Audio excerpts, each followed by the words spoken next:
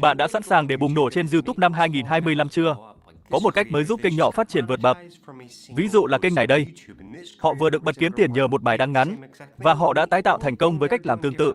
Bí mật nằm ở 4 mẹo tôi sẽ chia sẻ ngay trong video này. Sẵn sàng chưa nào? Mẹo số 1, hãy chuẩn bị kênh của bạn thật kỹ trước. Tại sao Đơn giản thôi, nếu kênh bạn không được thiết lập đúng cách, thì cơ hội thành công sẽ giảm đáng kể.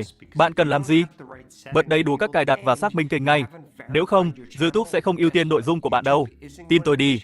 Hãy đảm bảo kênh của bạn sẵn sàng để lan tỏa. Chỉ khi thiết lập đúng, bạn mới có cơ hội viral. Bây giờ là cài đặt đầu tiên mà tôi cần đảm bảo rằng bạn đã kích hoạt, thực sự sẽ có trong video của bạn. Trước khi chúng tôi vào cài đặt kênh, tôi muốn cho bạn xem các cài đặt video khác nhau này. Đó là rất quan trọng đầu tiên và quan trọng nhất. Điều này cần được đánh dấu ngay bây giờ. Thứ hai, bạn cần đảm bảo rằng đây cũng là tích không, trừ khi bạn đã làm một trong những điều sau đây. Và bây giờ bạn cần đảm bảo rằng bạn cho phép địa điểm tự động. Bạn cho phép các khái niệm tự động, và nếu bạn cuộn xuống, bạn cần đảm bảo rằng bạn cho phép video và âm thanh, remix và nhúng. Bởi vì nếu bạn không cho phép những điều này, có thể giảm lượt xem của bạn, bởi vì nội dung của bạn sẽ hiển thị ở ít nơi hơn. Bây giờ nếu chúng ta đi vào cài đặt kênh, bạn cần đảm bảo một vài điều ở đây. Tính năng đầu tiên và quan trọng nhất ngay tại đây. Bạn cần phải chắc chắn mọi thứ trong số này đều được bật. Nếu không, bạn sẽ gặp bất lợi so với những người khác trên YouTube. Tiếp theo, dưới thông tin cơ bản quốc gia của cư dân, bạn cần đảm bảo rằng điều này nói đất nước mà bạn đang sống, hoặc nơi bạn thực sự sống. Trong các từ khóa ở đây, bạn cần đảm bảo hai điều.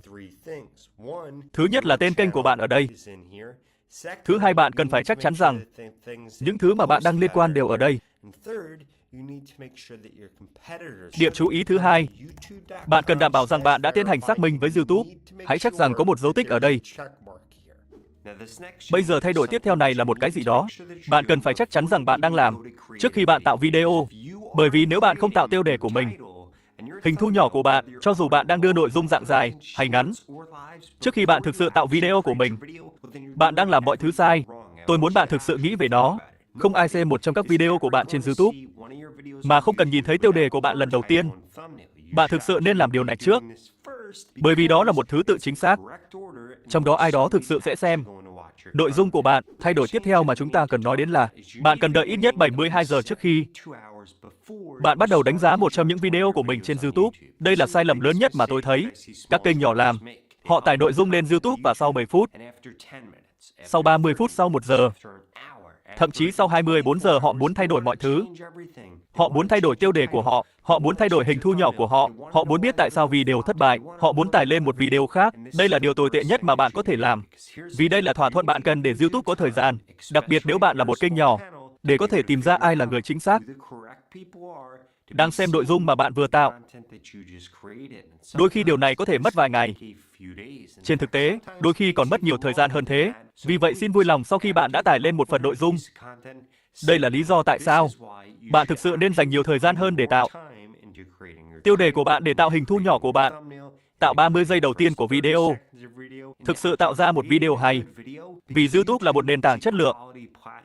Bạn không cần phải tải lên mỗi ngày để thành công trên YouTube, nhưng bạn cần tải những video hay lên YouTube. Vì thế, nếu bạn có thể tải lên những video hay mỗi ngày, đoán xem nó sẽ có nghĩa là gì? Rằng bạn sẽ thành công, thậm chí còn nhanh hơn trên YouTube, nhưng về cơ bản, chất lượng hơn số lượng khi nói đến YouTube. Nhưng tôi muốn nói điều đó với một lời cảnh báo. Bởi vì đôi khi, cách duy nhất để bạn tạo nội dung chất lượng cao là để bạn tạo ra nhiều nội dung số lượng. Trong trường hợp đó, nó sẽ không nhất thiết làm tổn thương bạn, nhưng nó sẽ giúp bạn trở thành người sáng tạo nội dung tốt hơn. Bây giờ tại thời điểm này, chỉ có một điều khác mà bạn cần làm để phát triển nhanh hơn trên YouTube. Đó là bạn cần phải xem xét nội dung của mình với danh sách kiểm tra sau đây. Đầu tiên và quan trọng nhất, chủ đề đó vẫn nhận được hơn 100 lượt xem mỗi giờ. Sau khi bạn đợi 72 giờ, hoặc nếu không thậm chí 7 ngày, thì chủ đề của bạn là vấn đề với video YouTube của bạn. Thứ hai là tiêu đề của bạn tốt hơn. Hình thu nhỏ của bạn có tốt hơn không? Video thực tế của bạn có tốt hơn không? Và video của bạn có độ dài phù hợp. Ví dụ, nếu tất cả video của đối thủ cạnh tranh của bạn là 10 phút, bạn không thể tạo video dưới 10 phút. Để cạnh tranh video đối thủ, hoặc video short 45 giây, bạn không nên tạo ra một đoạn ngắn ít hơn 45 giây. Vì vậy hãy đảm bảo rằng chiều dài của bạn là cạnh tranh. Và bây giờ tiếp theo chúng ta cần chia nhỏ các số liệu. Bạn cần phải tìm kiếm dựa trên nội dung dạng dài hoặc nội dung ngắn. Bạn đang tạo short video, bạn cần xem tỷ lệ vuốt của mình có nhỏ hơn 20% không? Lý tưởng nhất là bạn cần hơn 80% số người chọn xem nội dung của bạn. Thứ hai, bạn cần đảm bảo rằng nếu video của bạn dài chưa đầy 30 giây, bạn có hơn 100% tương lai trung bình. Nếu video của bạn dài hơn 30 giây, bạn cần hơn 80% tương lai trung bình. Và cho nội dung dạng dài, bạn cần đảm bảo rằng tỷ lệ là 10% hoặc cao hơn. Đạt tỷ lệ xem trung bình của bạn là hơn 50%.